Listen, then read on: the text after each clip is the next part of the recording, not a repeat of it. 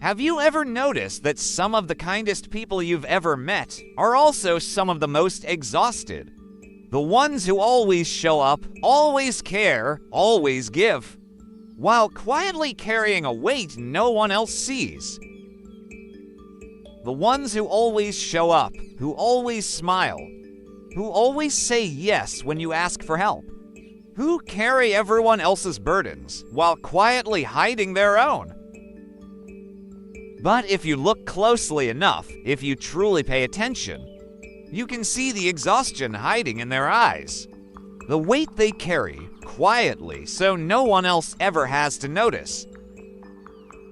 You can sense that behind all that kindness lies something deeper, something heavier, maybe even something darker.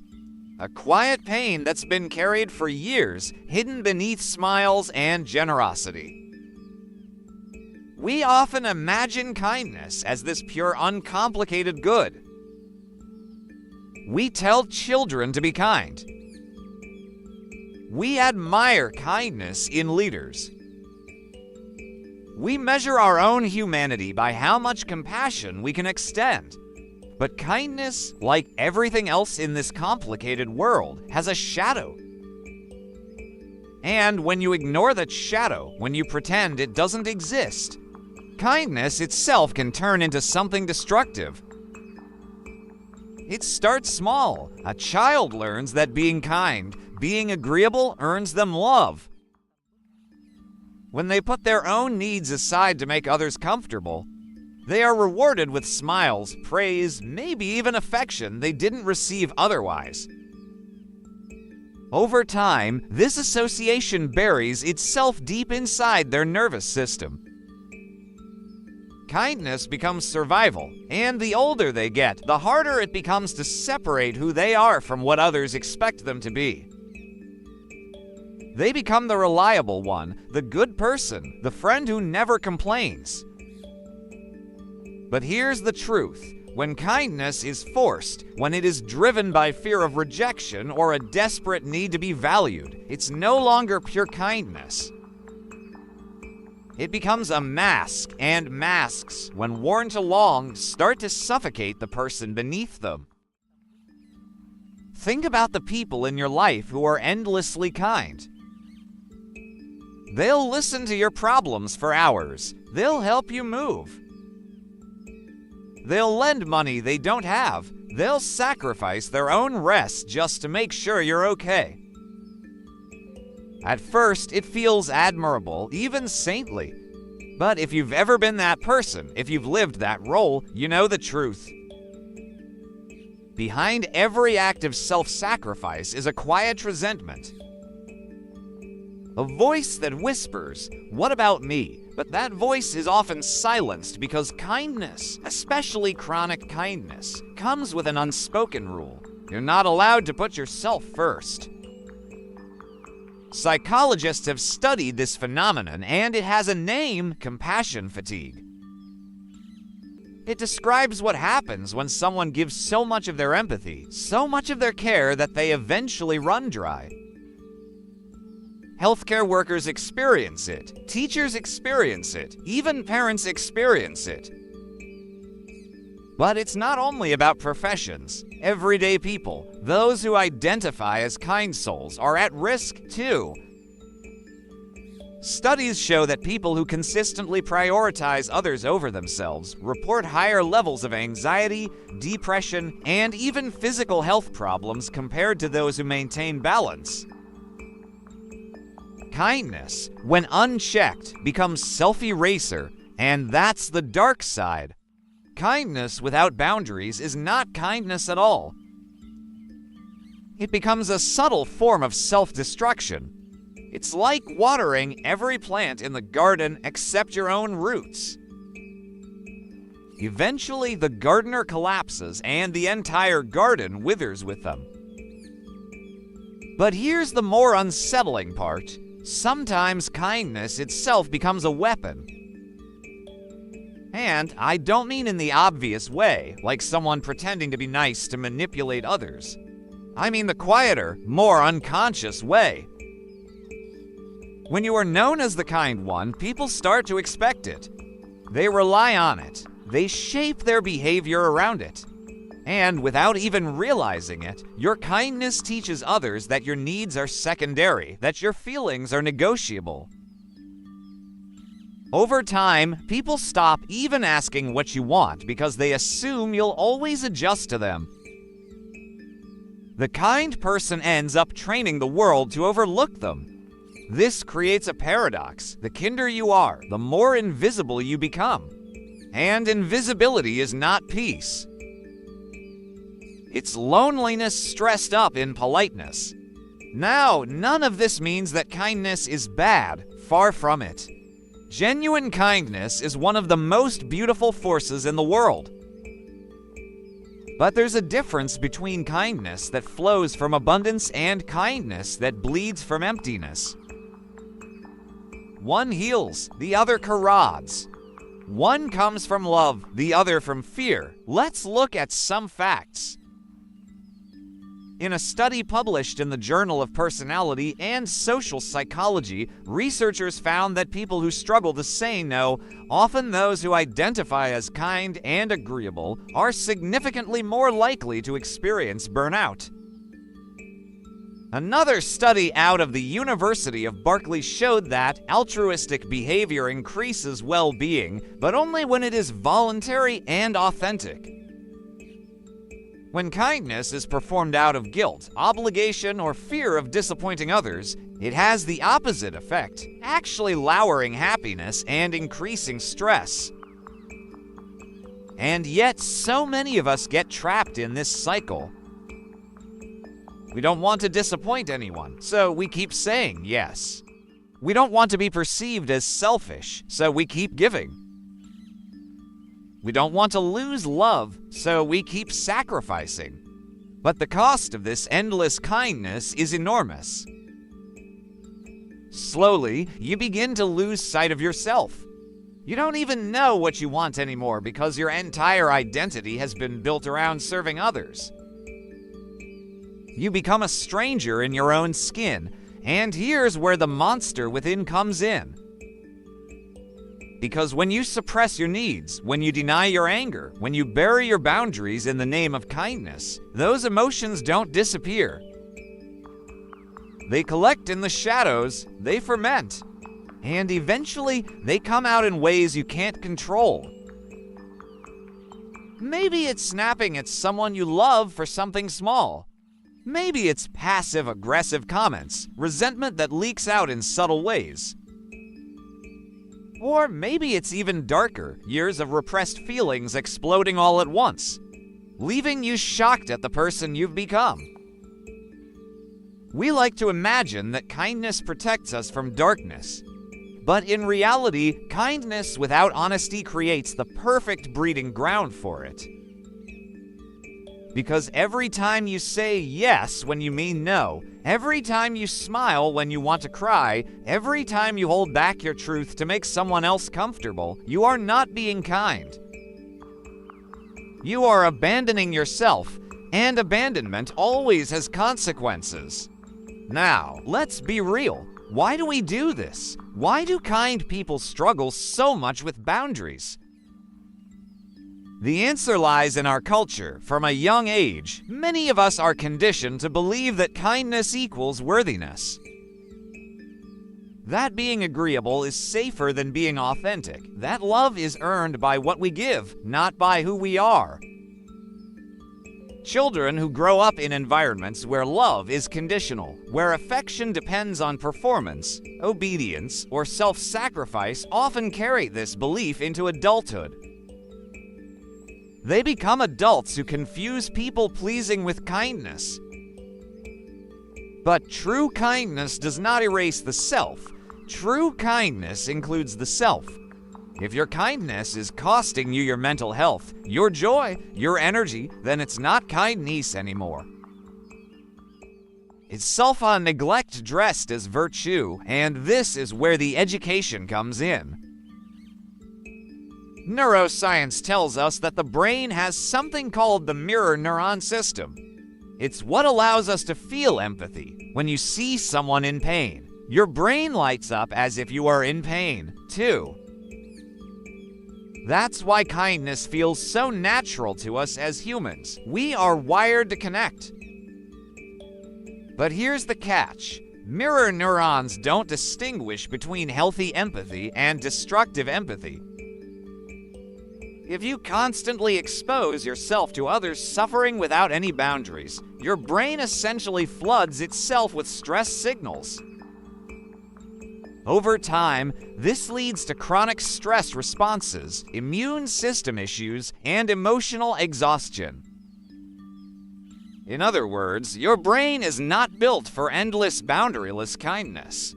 It's built for balanced connection, so the dark side of kindness is not that kindness itself is bad. It's that kindness can be twisted by fear, by conditioning, by culture, by our own unhealed wounds into something that looks noble on the surface, but slowly eats us alive inside. And when that happens, the very thing we thought was our greatest strength becomes the very thing that breaks us. Now, let's pause and reflect here. If you've ever felt this, the exhaustion, the resentment, the sense of being invisible, even though everyone calls you so kind, you're not alone. You're not broken. You're not defective. What you're experiencing is the natural consequence of a world that doesn't teach us how to balance giving with protecting ourselves. It's the monster within, not because you're bad, but because unexpressed truths eventually demand to be seen. And this brings us to the real question: how do we embrace kindness without letting it destroy us? How do we stay compassionate without turning into martyrs? How do we love others without abandoning ourselves? So, how do we do it? How do we embrace kindness in a way that heals instead of harms? The answer lies in one simple but deeply uncomfortable truth. Kindness must begin with you. Not in a selfish disregard for others kind of way, but in the sense that if your kindness doesn't include yourself, then it isn't truly kindness at all. It's performance, and performance eventually collapses. Think of it like this. If you've ever flown on an airplane, you know the safety instructions. In an emergency, put your oxygen mask on first before assisting others. At first glance, that advice feels almost wrong, almost unnatural. Why would I not help my child or my loved one first? But the logic is undeniable. If you pass out from lack of oxygen, you can't help anyone. The same principle applies to kindness. If you neglect your own needs, your own rest, your own well-being, your ability to truly care for others eventually suffocates. This is where boundaries enter the picture. And boundaries for many kind people feel terrifying. Boundaries feel like rejection. They feel like selfishness. They feel like shutting people out, but in reality, boundaries are the purest form of honesty. A boundary says, this is what I can give, and this is what I cannot. It says, my love is real, but it cannot exist if I'm empty. It says, I care enough to show you my limits, because without them, my care will rot into resentment. Psychologists describe boundaries as the invisible lines that define where you end and where another person begins. Without those lines, relationships blur into dependency, manipulation, or silent suffering. With them, relationships become clear, mutual, and grounded in respect. In fact, research shows that people who set healthy boundaries often experience deeper, more meaningful relationships because their kindness comes from choice, not compulsion. And here's another fact. People who respect their own boundaries are actually seen as more trustworthy. Why? Because when they say yes, you know they mean it. Their kindness isn't forced, it's authentic. And authenticity is magnetic, but here's the challenge. Setting boundaries isn't just about saying no to others, it's about saying yes to yourself. And that can feel uncomfortable if you've spent your whole life equating worth with selflessness. It can feel like you're betraying the very identity that people admire you for. You might even lose relationships in the process. Some people won't like it when you stop overextending yourself. Some will push back, accuse you of changing, maybe even withdraw from you. And that's painful, but it's also necessary because relationships built on the expectation of endless giving were never truly balanced in the first place. Now, let's dig a little deeper into the psychology. There's a concept known as pathological altruism. It describes what happens when the desire to help actually causes harm either to the giver or the receiver. For example, when someone sacrifices their health to care for others, or when constant rescuing prevents the other person from ever learning independence. Pathological altruism looks like kindness, but it creates dependency, guilt, and exhaustion. It is quite literally kindness gone wrong. This ties into something even bigger, the cultural myth of the good person. Many societies idealize kindness as the highest virtue, but often in a way that subtly encourages self-erasure. Think about how often we hear phrases like, "She's such a good girl," "She never causes trouble," or "He's such a nice guy, he always helps everyone."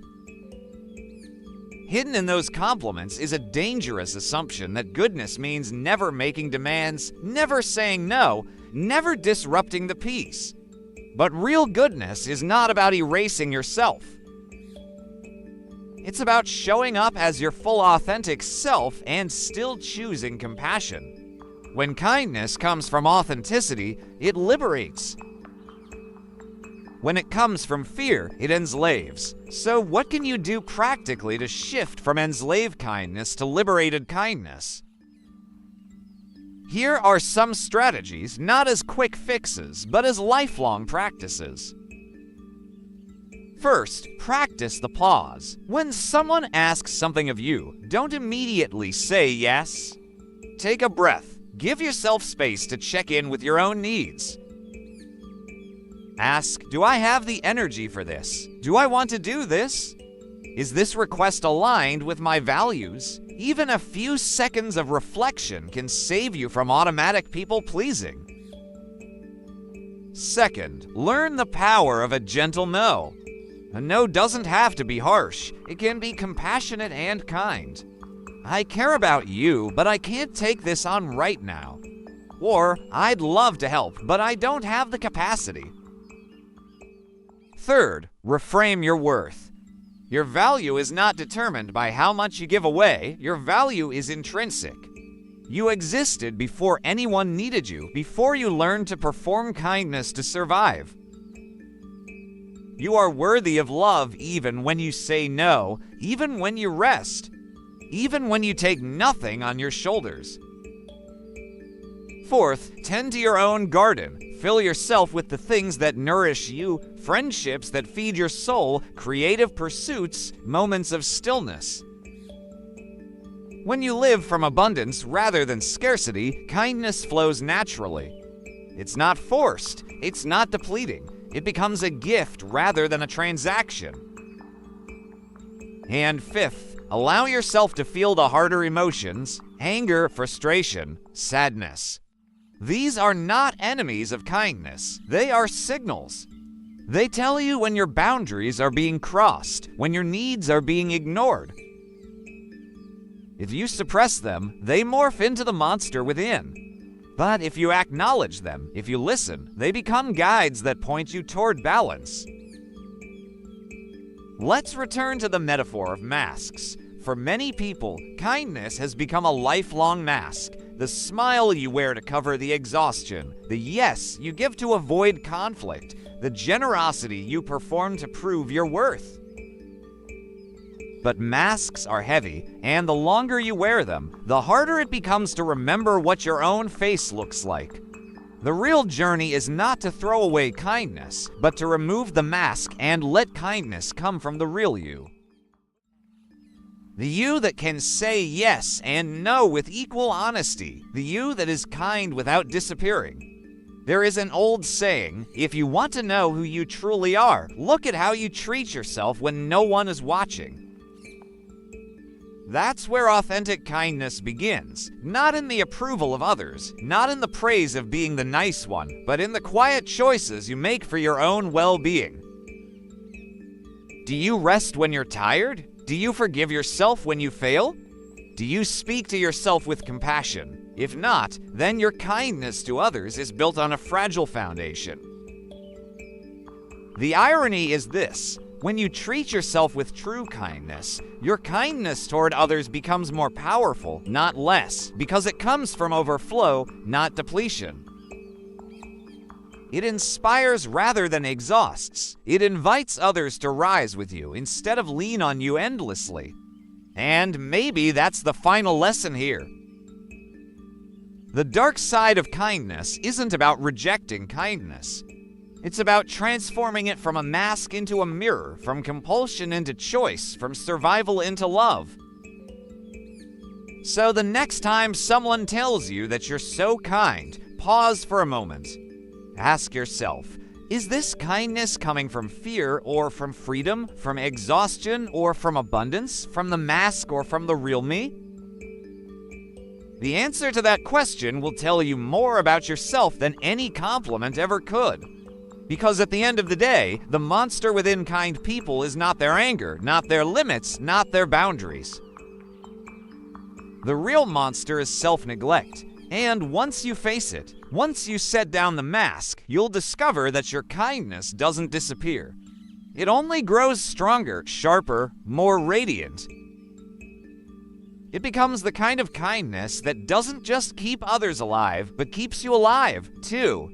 And maybe that's the ultimate kindness, to live fully as yourself, without erasing, without performing, without apologizing. To show the world that compassion doesn't mean self-erasure, it means truth. That's the kind of kindness the world needs most. Not endless yeses, not silent suffering, but the courage to love without losing.